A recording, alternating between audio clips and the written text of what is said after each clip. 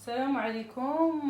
مرحبا بكم معنا في هذا الفيديو الجديد. ان شاء الله دابا اليوم غادي نقدم معكم واحد البيتزا بطريقتي، يعني سهله وبسيطه وسهله في التحضير، ولكن غادا طيب ان شاء الله على العواد، يعني غطيب على الحطب ان شاء الله برا.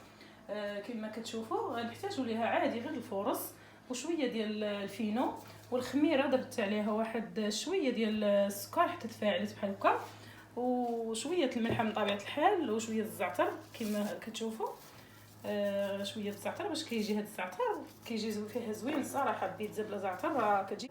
وكنديروا ليها هذا الزيت الزيتون ضروري، الزيت معشب باش كيجي كتجي ديك الطيبه ديال البيتزا صراحه. اللي كلا عندي كتعجبو السر ديالي هو هذا، كندير دائما فيها الزيت معشبه صافي. وكنت قد ما زدتو مع زيت الزيتون راه كتجي زوينه، راه صراحه كتجي رائعه.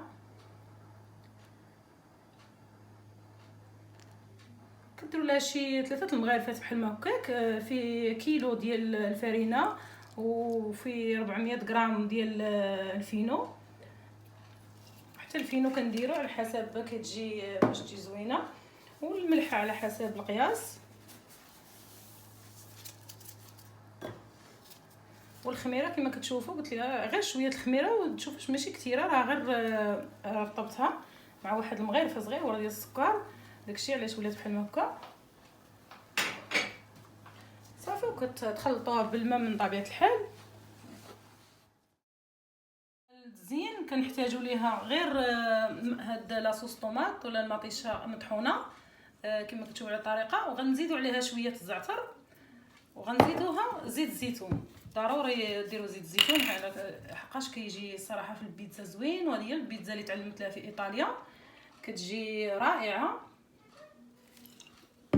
ومن بعد كنزينوها، كل واحد كيبقى الاختيار ديالو، وكل واحد اش كيبغي. هذا الطون، هذا السر ديال راه كتقدروا تصاوبوا في الدار بهذه الطريقه وكتحتفظوا عليه، وحتى الطون اللي بغيتو تحتفظوا عليه وتصاوبوا به الطريقه في الدار.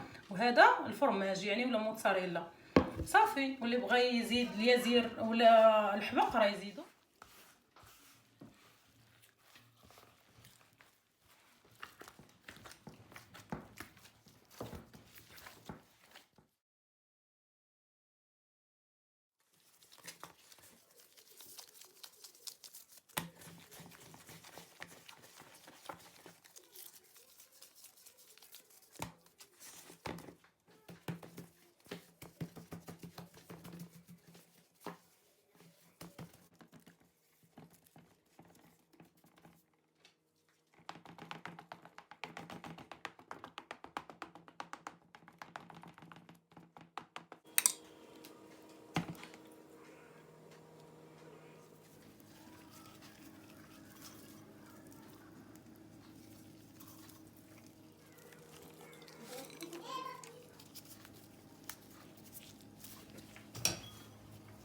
كما شفتوا ها هي سالات بيتزا بهذه الطريقه. وما تديوش على الصينيه ولا المول، غنديرو في الفران برا ديال العواد.